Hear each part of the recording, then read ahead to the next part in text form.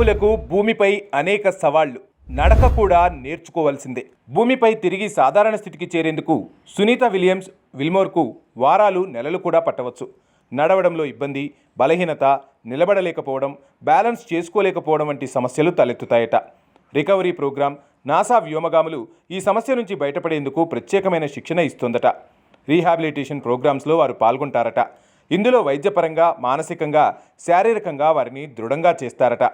మనం భూమిపై నడుస్తున్నప్పుడు, పరిగెత్తేటప్పుడు, లేచినప్పుడు లేదా కూర్చున్నప్పుడు కండరాలు గురుత్వాకర్షణకు వ్యతిరేకంగా పనిచేస్తాయి. కానీ అంతరిక్షంలో సున్నా గురుత్వాకర్షణ కారణంగా కండరాలు పనిచేయవు. ఫలితంగా కండరాలు బలహీనపడిపోతాయి. అలాగే ప్రతి నెల ఎముక సాంద్రత దాదాపు 1% తగ్గుతుంది.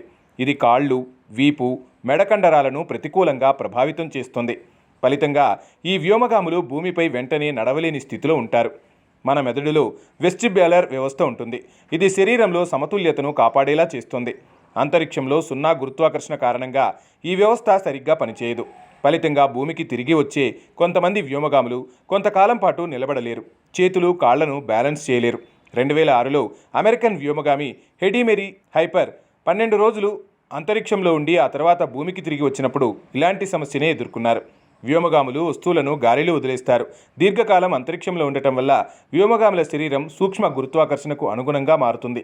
అంతరిక్షంలో ఏదైనా వస్తువు గాలిలో ఉంచినప్పుడు అది పడిపోకుండా తేలుతూనే ఉంటుంది. దీంతో వారికి భూమికి తిరిగి వచ్చిన తర్వాత కూడా ఈ అలవాటు కొంతకాలం కొనసాగుతుంది. ఈ ఇద్దరికీ అంధత్వం వచ్చే ప్రమాదం కూడా ఉంటుందట. అంతరిక్షంలో గురుత్వాకర్షణ శక్తి సున్నా ఉండటం కారణంగా శరీర ద్రవం తలవైపు కదులుతుంది. ఇది కళ్ళ వెనుక ఉన్న నరాలపై ఒత్తిడిని కలిగిస్తుంది.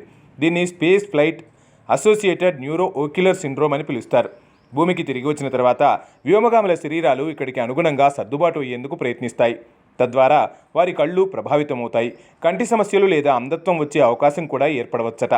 ఈ వ్యాధులు మాత్రమే కాదు, ఎముక బలహీనత, అధిక రేడియేషన్కు గురికావడం వల్ల క్యాన్సర్ ముప్పు, DNA దెబ్బతినడం, రోగనిరోధక వ్యవస్థ బలహీనపడటం, గాయాలను నయం చేసుకునే సామర్థ్యం తగ్గడం, ఒంటరితనం, మానసిక ఒత్తిడి, నిద్ర సమస్యలు, దృష్టి కేంద్రీకరించడంలో ఇబ్బంది లాంటి సమస్యలను వ్యోమగాములు ఎదుర్కొంటారట. ఏది ఏమైనా జీవితాన్ని త్యాగం చేసి ప్రపంచానికి స్పేస్లోని విషయాలను తెలియచెప్పేందుకు వీరు చేసే సాహసానికి సెల్యూట్ కొట్టాల్సిందే.